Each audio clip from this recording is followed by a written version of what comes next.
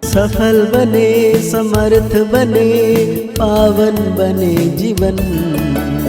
मीठी मुरली सुन के पाए सुख सघन। आज का चिंतन, आज का चिंतन। ओम शांति। Good morning. धन्यवाद उस बाबा का हम रोज करते हैं जो परम शिक्षक, परम सद्गुरु, परम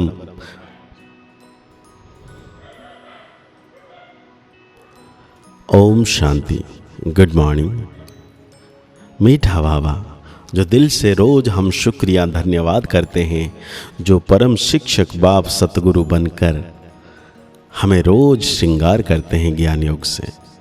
तो आज मीठा बाबा हम बच्चों को कह रहे हैं, शरीर सहित जो कुछ भी देखने में आता है यह सब विनाश होना है।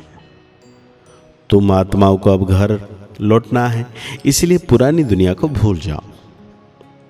साथ में बाबा पूछ रहे हैं, तुम बच्चे किन शब्दों में सभी को बाप का मैसेज सुना सकते हो? बाबा कहते हैं, सभी को सुनाओ कि बेहद का बाप बेहद का वर्षा देने आया है। अब हद के वर्षे का समय पूरा हुआ, अर्थात भक्ति पूरी हुई। अब रावण राज्य समाप्त होता है। बाप आया है तुम्हें रावण 5 विकारों की जेल से छुड़ाने। यह पुरुषोत्तम संगम युग है। इसमें तुम्हें पुरुषार्थ कर दैवी गुणों वाला बनना है। सिर्फ पुरुषोत्तम संगम युग को भी समझ ले तो स्थिति श्रेष्ठ बन सकती है। तो बाबा कहते हैं, ओम शांति। अब रूहानी बच्चे क्या कर रहे हैं? अव्यभिचारी याद में बैठे हैं। एक होती है अव्यभिचारी याद, दूसरी होती है व्यभिचारी याद। अव्यभिचारी याद अथवा अव्यभिचारी भक्ति जब पहले शुरू होती है तो सब शिव की पूजा करते हैं। ऊंचे ते ऊंचे भगवान वही है। वो बाप भी है, फिर शिक्षक भी है। पढ़ाते हैं। क्या पढ़ाते हैं? मनुष्य से देवता बनाते हैं। देवता से मनुष्य बनने से तुम बच्चों को 84 जन्म लगे हैं, और मनुष्य से देवता बनने में 1 सेकंड लगता है। यह तो बच्चे जानते हैं।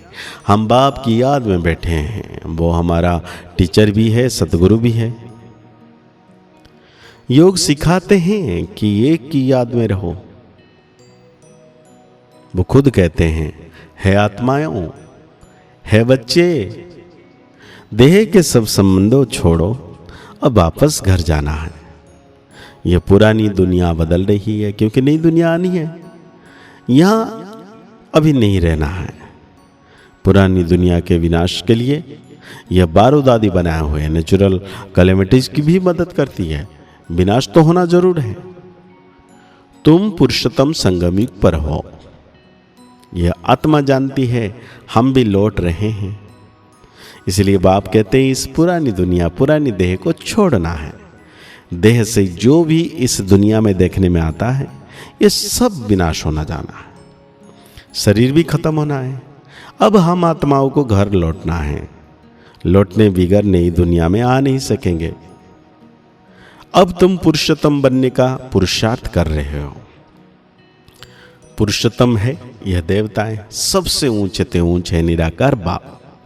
फिर मनुष्य सृष्टि में आओ तो इसमें है ऊंच देवता। वो भी मनुष्य हैं परंतु दैवी गुण वाले। बाप ने समझाया है, 5 विकारों रूपी रावण की जेल में सब मनुष्य हैं। सब दुख ही उठाते हैं। सुखी रोटी मिलती है। बाप आकर के सबको रावण की जेल से छुड़ाए सदा सुखी बनाते हैं। बाप के सिवाय मनुष्य को देवता कोई बना ना सके। तुम यहां बैठे हो मनुष्य से देवता बनने के लिए। अभी है कलयुग। बहुत धर्म हो गए हैं।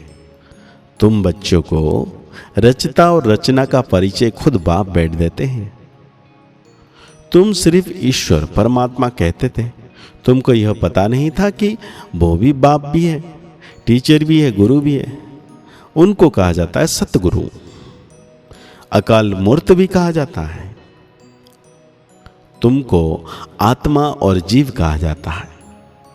यह अकाल मूर्त इस शरीर रूपी तख्त पर बैठे हैं। वो जन्म नहीं लेते हैं तो वो अकाल मूर्त बाप बच्चों को समझाते हैं, मेरा अपना रथ नहीं है, मैं तुम बच्चों को पावन कैसे बनाऊं, मुझे तो रथ चाहिए ना। क्योंकि वो तो ऊंचे तो ऊंच भगवान है, उनको सभी याद करते हैं। बाप कहते हैं ऐसा कोई मनुष्य नहीं होगा जो भक्ति मार्ग में याद ना करता हो। दिल से ही सब पुकारते हैं, है भगवान, है लिबरेटर, ओ गॉड फादर, क्योंकि वो है सभी आत्माओं का फादर। जरूर बेहद का ही सुख देंगे। हद का बाप हद का सुख देते हैं, कोई को पता नहीं है। लेकिन अब बाप आए हैं, कहते हैं बच्चों और संग तोड़ मुझे एक को याद करो। यह भी बाप ने बताया है, तुम अभी देवी देवता नई दुनिया में रहते हो। बाप तो अपार सुख देते हैं और वहां जो सतयुग में जाएंगे वहां तो अपार सुख है। उन सुखों का अंत नहीं पाया जाता है। नए मकान में सदैव सुख होता है, पुराने मकान में सदैव दुख होता है। तब तो बाप बच्चों के लिए नए मकान बनवाते हैं। बच्चों का बुद्धियोग नए मकान में चले जाता है। ये तो याद की बात है। अभी तो बेहद का बाप नई दुनिया बना रहे हैं। पुरानी दुनिया में जो कुछ देखते हो वो कब्रिस्तान बनाए। अभी परिस्थान स्थापना हो रहा है। तुम संगम युग पर हो, कलयुग की तरफ भी देख सकते हो, सत्य की तरफ भी देख सकते हो। तुम संगम युग पर साक्षी हो, देखते हो। प्रदर्शनी में अथवा म्यूजियम में आते हो तो वहां भी तुम संगम पर खड़ा कर दो। इस तरफ है कलयुग, उस तरफ है सतयुग, इस बीच में है। बाप नई दुनिया स्थापना करते हैं जहां पर बहुत थोड़े मनुष्य होते हैं। तुम मूल वतन निवासी थे, यहां पाठ बजाने आए हो। तुम बच्चे ऑलराउंड पाठ बजाने वाले हो, इसलिए 84 जन्म है मैक्सिमम, फिर मिनिमम 1 जन्म। मनुष्य फिर कह देते हैं 84 लाख जन्म। बाबा कहते हैं दुनिया में कोई भी मनुष्य ये नहीं जानते कि सृष्टि का चक्र कैसे फिरता है।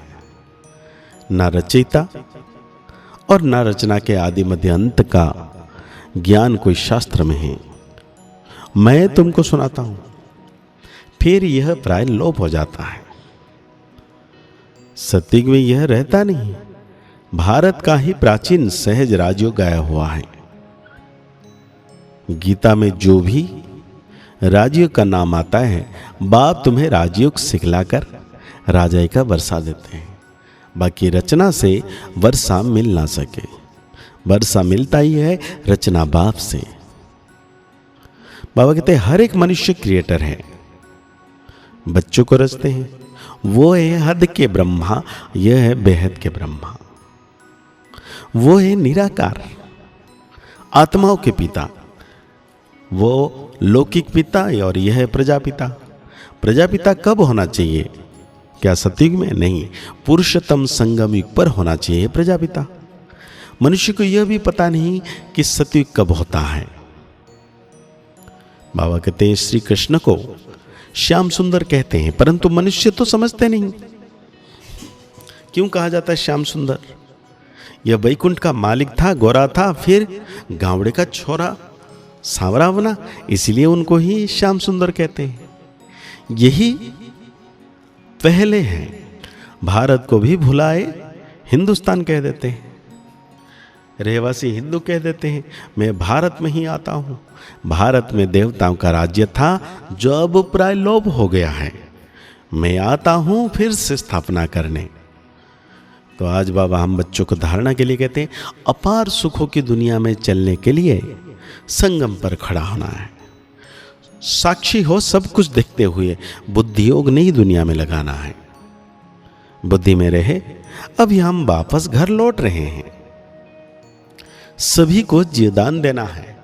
मनुष्य से देवता बनाने की सेवा करनी है। बेहद के बाप से पढ़कर दूसरों को भी पढ़ाना है, दैवी गुण धारण करने और कराने हैं। तो आज बाबा वरदान दे रहे हम बच्चों को, सदा श्रेष्ठ समय प्रमाण श्रेष्ठ कर्म करते, वाह वाह के गीत गाने वाले भाग्यवान आत्मा भव।